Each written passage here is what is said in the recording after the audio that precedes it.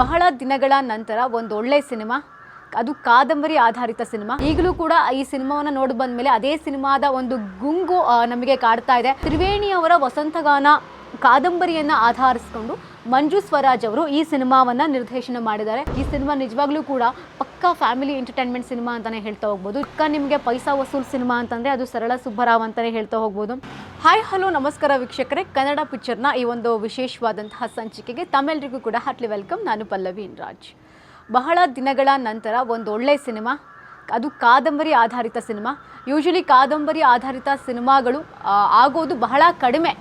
ಅದನ್ನು ಸಿನಿಮಾ ಮಾರ್ಪಾಡಾದ ನಂತರದಲ್ಲಿ ಥಿಯೇಟ್ರಿಗೆ ಬರೋದು ಕೂಡ ಸಂಖ್ಯೆ ಸ್ವಲ್ಪ ಕಡಿಮೆ ಅಂತ ಹೇಳ್ಬೋದು. ಸೊ ಅಂಥದ್ರಲ್ಲಿ ಸರಳ ಸುಬ್ಬರಾವ್ ಅನ್ನುವಂತಹ ಸಿನಿಮಾ, ಅಜಯ್ ರಾವ್ ಅವರು ನಾಯಕ ನಟನಾಗಿ ನಟಿಸಿರುವಂತಹ, ಹಾಗೆ ಮಿಶಾ ಅವರು ನಾಯಕಿಯಾಗಿ ನಟಿಸಿರುವಂತಹ ಸಿನಿಮಾ ಅಂತ ಹೇಳ್ಬೋದು. ಇದು ತ್ರಿವೇಣಿಯವರ ವಸಂತಗಾನ ಕಾದಂಬರಿ ಆಧಾರಿತ ಸಿನಿಮಾ ಆಗಿದೆ. ಸರಳ ಸುಬ್ಬರಾವ್ ಅಂದರೆ ಒಂದು 70ರ ದಶಕದಲ್ಲಿ ನಡೆದಂತಹ ಸ್ಟೋರಿಯನ್ನು ಒಂದು ಕಾದಂಬರಿ ರೂಪಕ್ಕೆ ತಂದಿದ್ರು. ಅದನ್ನು ಒಂದು ಸಿನಿಮಾ ರೂಪಕ್ಕೆ ತಂದಿದ್ದಾರೆ ಮಂಜು ಸ್ವರಾಜ್ ಅವರ ನಿರ್ದೇಶನದಲ್ಲಿ ಅಂತ ಹೇಳ್ತಾ ಹೋಗ್ಬೋದು. ಒಂದು ಕಂಪ್ಲೀಟ್ಲಿ ಫ್ಯಾಮಿಲಿ ಎಂಟರ್ಟೈನ್ಮೆಂಟ್ ಸಿನಿಮಾ ಅಂತ ಹೇಳ್ಬೋದು. ಸೊ ಯೂಶಲಿ ಕಾದಂಬರಿ ಆಧಾರಿತ ಸಿನಿಮಾಗಳು ಅಂತಂದಾಗ ನೋಡಲಿಕ್ಕೆ ಕುತೂಹಲದಿಂದ ಕೂಡಿರುತ್ತೆ. ಯಾಕೆಂದರೆ ಅದು ನಮ್ಮ ಹಿಂದೆ ನಡೆದಿರುವಂತಹ ಒಂದಷ್ಟು ಕತೆಗಳನ್ನು ಸಿನಿಮಾ ಮಾಡುವ ಮೂಲಕ ತಂದಿರ್ತಾರೆ ಅಂತಲೇ ಹೇಳಬಹುದು.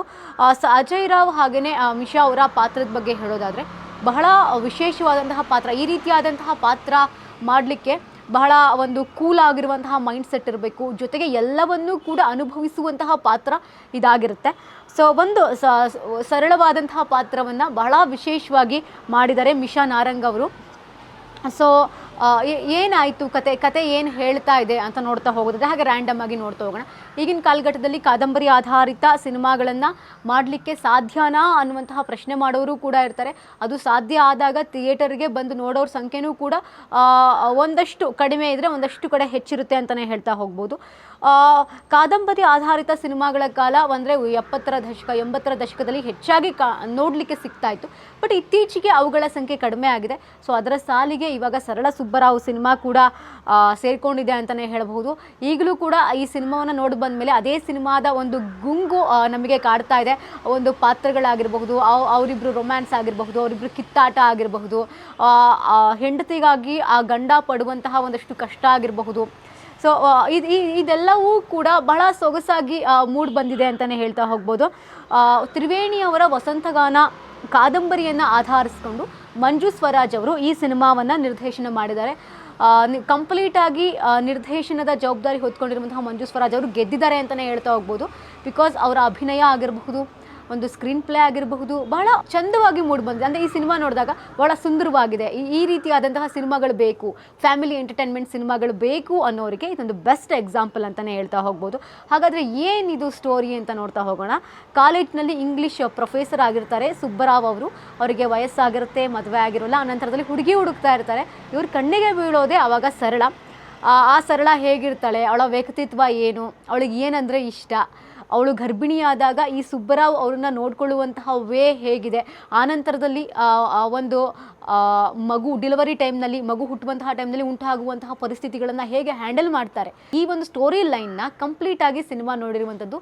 ಕಂಪ್ಲೀಟಾಗಿ 100% ಎಂಟರ್ಟೈನ್ಮೆಂಟ್ನಿಂದ ಕೂಡಿರುವಂತಹ ಸಿನಿಮಾ ಅಂತ ಹೇಳ್ತಾ ಹೋಗ್ಬೋದು.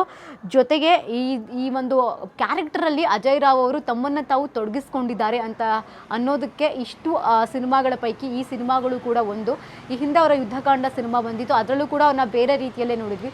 ಜೊತೆಗೆ ಸರಳ ಸುಬ್ಬರಾವ್ ಅನ್ನೋ ಹೆಸರೇ ಏನೋ ಒಂದು ಡಿಫ್ರೆಂಟ್ ಆಗಿದೆಯಲ್ಲ ಅನ್ನುವಂಥವ್ರಿಗೆ ಈ ಸಿನಿಮಾ ನಿಜವಾಗ್ಲೂ ಕೂಡ ಪಕ್ಕಾ ಫ್ಯಾಮಿಲಿ ಎಂಟರ್ಟೈನ್ಮೆಂಟ್ ಸಿನಿಮಾ ಅಂತಲೇ ಹೇಳ್ತಾ ಹೋಗ್ಬೋದು. ಜೊತೆಗೆ ಸರಳನ ಕ್ಯಾರೆಕ್ಟರ್ ಎಲ್ಲೂ ಕೂಡ ಅವರಿಗೆ ನಮ್ಮ ಕನ್ನಡ ಭಾಷೆ ಬರೋದಿಲ್ಲ ಅಂತ ಎಲ್ಲೂ ಕೂಡ ಗೊತ್ತಾಗೋದೇ ಇಲ್ಲ. ಅಂದರೆ ಮಿಶಾ ಕ್ಯಾರೆಕ್ಟರ್, ಸರಳ ಕ್ಯಾರೆಕ್ಟರ್ ಮಾಡಿರುವಂತಹ ಮಿಶಾ ಅವರಿಗೆ ತಮ್ಮ ಕ್ಯಾರೆಕ್ಟರ್ಗೆ ತಕ್ಕಂತೆ ಆ ಒಂದು ಬಾಡಿ ಲ್ಯಾಂಗ್ವೇಜ್ ಆಗಿರಬಹುದು, ಮುಖದ ಎಕ್ಸ್ಪ್ರೆಷನ್ ಆಗಿರಬಹುದು, ಭಾಷೆ ಆಗಿರಬಹುದು, ತುಂಬ ಚೆನ್ನಾಗಿ ವರ್ಕ್ ಆಗ್ತಾ ಹೋಗಿದೆ ಈ ಒಂದು ಕಥೆನಲ್ಲಿ ಅಂತ ಹೇಳ್ತಾ ಹೋಗ್ಬೋದು.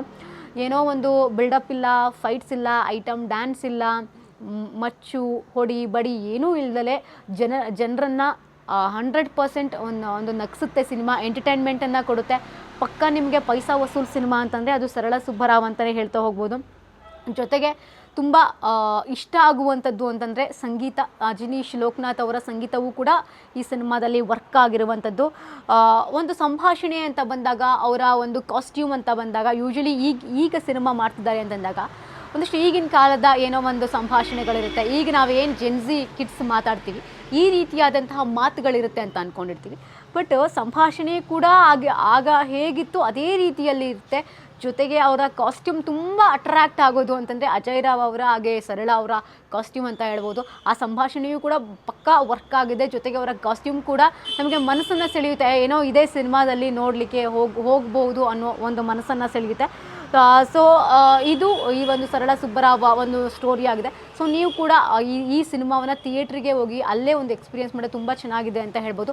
ಜೊತೆಗೆ ಇನ್ನೊಂದು ಹೈಲೈಟ್ ಆಗಿರುವಂತಹ ಅಂಶ ಏನಪ್ಪ ಅಂತಂದರೆ ಅಜಯ್ ರಾವ್ ಅವರ ಹಾಗೆ ಮಿಶಾ ಅವರ ಒಂದು ಕಾಂಬಿನೇಷನು ಬಹಳ ಚೆನ್ನಾಗಿ ವರ್ಕ್ ಆಗಿದೆ ಅಂತ ಹೇಳ್ತಾ ಹೋಗ್ಬೋದು.